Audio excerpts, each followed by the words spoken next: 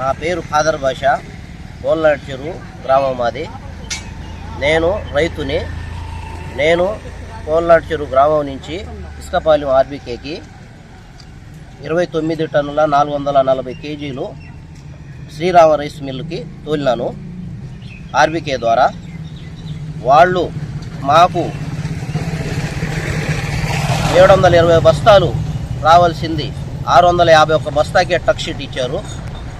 అది కూడా 26వ తేదీ బండి పోతే 28వ తేదీ టక్ షీట్ ఇచ్చారు. నాకు రావాల్సింది 720 బస్తాలు కదా అని నేను ఆర్బీకే వాళ్ళని అడిగితే, ఆర్బీకే వాళ్ళని అడిగితే వాళ్ళు నీకు రావాల్సింది అంతేను, నువ్వు పోయి మిల్లు కాడిపోయి మాట్లాడుకో అని చెప్పాడు. మిల్లు కాడకపోతే మిల్లు అయినా నాకు సంబంధం లేదు ఆర్బీకే వాళ్ళకి పోయి మాట్లాడుకో అని ఆయన చెప్పాడు. వీళ్ళిద్దరూ కుమ్మక్కయ్యి పేర్లు చెప్పారు. ఆర్బీకే శ్రీనివాసులు రెడ్డి, మిల్లు ఆయన పేరు వచ్చి జనార్దన్ రెడ్డి.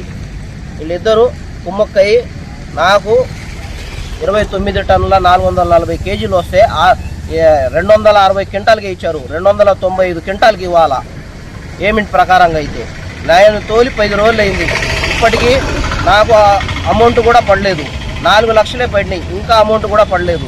ఏమని చెప్తే పడతాయి అని చెప్తున్నారులే, కానీ నాకైతే ఎటువంటి డబ్బులు కూడా నేను అకౌంట్లో చెక్ చేయించినా కానీ నాకు డబ్బులు కూడా పడలేదు.